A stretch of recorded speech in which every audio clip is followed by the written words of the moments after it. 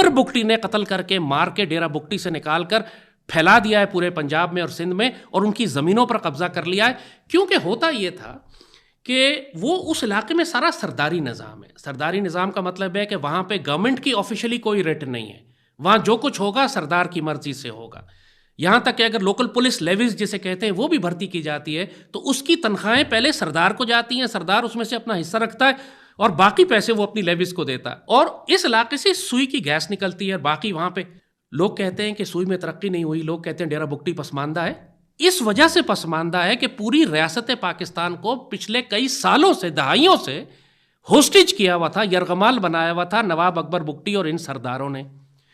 اور جب انہوں نے علاقے کے وسائل پہ, ذخائر پہ قبضہ کرنا ہوتا تھا تو یہ اپنے ہی قبیلوں کو قتل کرتے تھے اور مارتے تھے اور نکالتے تھے, حکومت پاکستان کو بلیک میل کرتے تھے.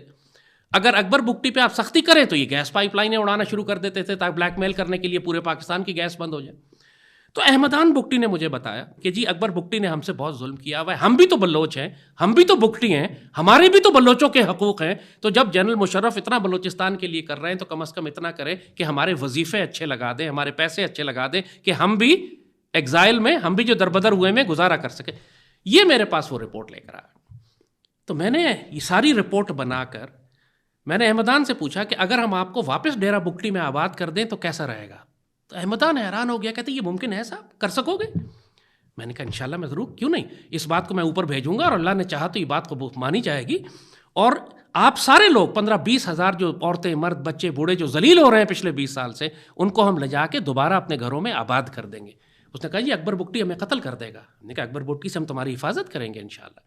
اب مجھے بتائیے پورے پاکستان میں ان بلوچوں کے حقوق کی بات کوئی کیوں نہیں کرتا تھا؟ یہ بھی تو بلوچ ہے نا, یہ بھی تو بگٹی ہیں. تو جب یہ رپورٹ میں نے اس وقت ڈی جی ایم آئی کو دی, جنرل ندیم اعجاز تھے, ویری آنریبل ڈگنیفائڈ مین, وہ جنرل مشرف کے نزدیک بھی تھے. کرنل ظہور کے ذریعے یہ رپورٹ جنرل ندیم اعجاز تک پہنچی. جنرل ندیم اعجاز سے میری بات ہوئی, میں نے ان کو کہا کہ جنرل صاحب یہ پروجیکٹ ہم کر سکتے ہیں, let's do it, and very kind of ہم. وہ اس پروجیکٹ کو لے کے مشرف کے پاس گئے. مشرف نے اپروول دے دی کہ یہ سارے بگٹیز جو ذلیل ہو رہے ہیں پورے پاکستان میں, ان کو جمع کر کے دوبارہ ڈیرہ بگٹی میں آباد کر دو.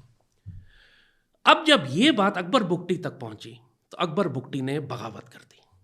اب ظاہر ہے اکبر بگٹی تو کبھی قبول نہیں کر سکتا تھا, آپ لوگوں کو یاد نہیں ہوگا, لیکن یہ وہ وقت ہے کہ جب پورے پاکستان کی گیس سپلائی لائن بند ہو گئی تھی. اس نے گیس لائنیں توڑ دی تھیں, تباہ و برباد کر دی وہاں پہ گیس لائنز کو, بلیک میل کرنے کے لیے ریاست کو.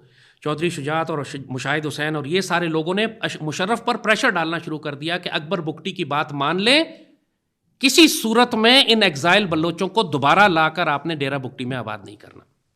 سوچیں, انہوں نے باقاعدہ ایک بلوچستان پر رپورٹ بھی بنائی اور اس رپورٹ کے پہلے صفحے پر لکھا تھا چودھری شجاعت صاحب نے کہ اکبر بگٹی کا بڑا احسان ہے میرے باپ کے اوپر, چودھری ظہور الہی کے اوپر, لہٰذا میں اس احسان کا بدلہ اس طرح اتاروں گا کہ میں ریاست کی پوری طاقت لگا کے اکبر بگٹی کو سپورٹ کروں گا چاہے کچھ بھی ہو جائے. یعنی ان للہ و انا الیہ راجعون, نیشنل انٹرسٹ گڈھے میں جائے, پورا ملک تباہ و برباد ہو جائے, آپ اپنے ابا کا احسان اتار رہے ہیں, اس طرح زیادتی نہیں کر سکتے آپ. تو جنرل ندیم اعجاز نے یہ پروجیکٹ کرنل ظہور کو دیا کہ آپ احمدان بگٹی اور تمام بلوچوں کو لے جا کر ڈیرہ بگٹی میں آباد کریں. یہ کہانی تھوڑی لمبی ہے لیکن سننی ضروری ہے, کیونکہ اس کے پیچھے جب تک یہ کانٹیکسٹ معلوم نہ ہو لوگوں کو کہ اکبر بگٹی کیوں مرا, لوگوں کو ہمیشہ پروپیگنڈے سے پھر وہ متاثر ہوتے رہیں گے. جب یہ حکم جنرل مشرف نے دے دیا کہ تمام ان بگٹیز کو دوبارہ لے جا کر آباد کیا جائے تو اکبر بگٹی نے بغاوت کر دی. اب ظاہر ہے پاکستان میں لوگ پریشان ہو گئے, کیونکہ حکومت یہ کہہ رہی تھی کہ اکبر بگٹی کی بات مان لے. اسی طرح پروپیگنڈا شروع ہو گیا کہ حکومت جو ہے وہ اکبر بگٹی پر ظلم کر رہی ہے, مشرف ظلم کر رہا ہے اکبر بگٹی پہ. اصل کہانی تو نہیں معلوم تھی لوگوں کو. اس کے لیے ضروری تھا کہ پہلے میر احمدان بگٹی کو ہم پی ٹی وی پر لے کر آئیں اور پی ٹی وی پر لا کر ایک مرتبہ ان بلوچوں کا موقف بھی سامنے آ جائے کہ اصل مسئلہ کیا ہے. انفارمیشن وار پہلے ضروری تھی. اب ظاہر ہے کہ اس زمانے میں پی ٹی وی پر احمدان بگٹی کو لے کر آنا تقریباً ایک ناممکن کام تھا. جب مشاہد حسین اور چودھری شجاعت کی حکومت پابندی لگا چکی, وہ پی ٹی وی ان کے انڈر میں ہے. ارشد خان اس وقت پی ٹی وی کا ڈائریکٹر تھا. تو ارشد خان کی دوستی تھی جنرل مشرف کی فیملی میں بڑے قریب لوگوں سے, تو میں نے جنرل مشرف کے ذریعے پریشر ڈلوا کے کسی نہ کسی طرح رستہ بنوا لیا کہ پی ٹی وی کے اندر جا کے ہم احمدان بگٹی کا انٹرویو چلائیں گے. وہ پاکستان کی تاریخ کا بلوچستان کی تاریخ کا ایک بہت بڑا بریک تھرو تھا. احمدان بگٹی رات کو پی ٹی وی پر آیا اور اس نے کھل کے ساری بات بتا دی کہ اصل ظلم بلوچستان اور بلوچوں کے اوپر اکبر بگٹی کر رہا ہے, اور ہم بلوچ ہیں, ہم پر ظلم کر رہا ہے اور اکبر بگٹی ظلم کر رہا ہے، ریاست پاکستان ہمیں بچا رہی ہے. یہ باتیں احمدان بگٹی نے پی ٹی وی کے اوپر کھل کر بات کر دی. پہلی دفعہ پورے پاکستان کو پتا چلا کہ اکبر بگٹی کتنا ظالم ہے، اس نے اپنی قوم پر کس طرح ظلم کیا ہے، اور یہ سارا پروپیگنڈا اور جھوٹ ہے کہ پاکستانی ریاست بلوچوں پہ ظلم کر رہی ہے اور بلوچوں کو حقوق نہیں مل رہا ہے اور ان کو دیوار سے لگایا جا رہا ہے. اصل میں اکبر بگٹی خود ظالم تھا اور اپنے ہی قبیلے پر ظلم کر رہا تھا، اور اربوں خربوں روپیہ ریاست کا جو اس قبیلے کا حصہ تھا وہ یہ ہڑپ کر جاتا تھا اور اپنے قبیلے پر خرچ نہیں کرتا تھا. پھر نواب صاحب اتنا جان دیدہ بندہ ہونے کے باوجود اس کے اندر ظلم کا اتنا وہ شائبہ تھا. وہ بیچارہ وہ حاجی غلام قادر ککی دیناری کل پر تھا، اس کا بھائی اور بیٹا کو انہوں نے مطلب بلا کے پکڑ کے لایا، پھر اپنے نجی جیل میں رکھا، ان پر کچھ تشدد کیا. بعد میں زندہ بندوں کو تودوں کے نیچے جو ہے نا وہ دبا کر ادھر سے لا کر لاچر مار کر وہ تودے گر گئے. زندہ بندوں کو اسی طرح مارا. جس وقت ہم مائگریشن کر کے بیکر چلے گئے تھے، ہمارے تمام اثاثوں کو لوٹا گیا جتنے بھی تھے. میرے کم از کم 10 ایکڑ باغیچہ بنا ہوا تھا، ان کو کاٹا گیا، تباہ کیا گیا. ہمارے گھروں کو بلڈوز کر کے ان میں آگ ڈالا گیا. ہمارے ٹیوب ویل تحت کیے گئے. لوگ ہمیں ٹیلی فون کر کے بتاتے کہ 1 مہینے تک یعنی وہ دھواں ہمارے گھروں سے نکلتا تھا. اس انٹرویو کے بعد ماحول بدل گیا پورے پاکستان میں. اب جنرل مشرف بھی کانفیڈنٹ ہو گیا، آرمی بھی کانفیڈنٹ ہو گئی. تو آہستہ آہستہ کر کے ڈیرہ بگٹی ان سارے قبائل کو، احمدان بگٹی اور اس کے ساتھ جتنے بھی مسوری اور کلپر تھے، ان کو لے جا کے ڈیرہ بگٹی میں آباد کیا گیا. اب ظاہر ہے کہ جب یہ سارے قبیلے واپس جا رہے تھے اس علاقوں میں جہاں سے ان کو اکبر بگٹی نے نکالا تھا، تو اکبر بگٹی تو پھر ان کے ساتھ نہیں رہ سکتا تھا، ان کے درمیان تو خونی دشمنی تھی. اکبر بگٹی نے پہلے بغاوت کی، لیکن جب آرمی کی پروٹیکشن میں ان قبیلوں کو لے جا کے واپس آباد کیا گیا تو اکبر بگٹی وہ علاقہ چھوڑ کر پہاڑوں میں چلا گیا. اب یہ وجہ تھی کہ وہ پہاڑوں میں گیا. اس کے ساتھ اس وقت بلوچستان لبریشن آرمی تھی، حیبر یار مری تھا، برامداد بگٹی تھا، اس کا اپنا پوتا جو تھا، اور بہت سارے جتنے بھی دہشت گرد تھے وہ نواب بگٹی کے ساتھ پہاڑوں میں چلے گئے. آرمی کے خلاف ایک گوریلا وار انہوں نے شروع کی.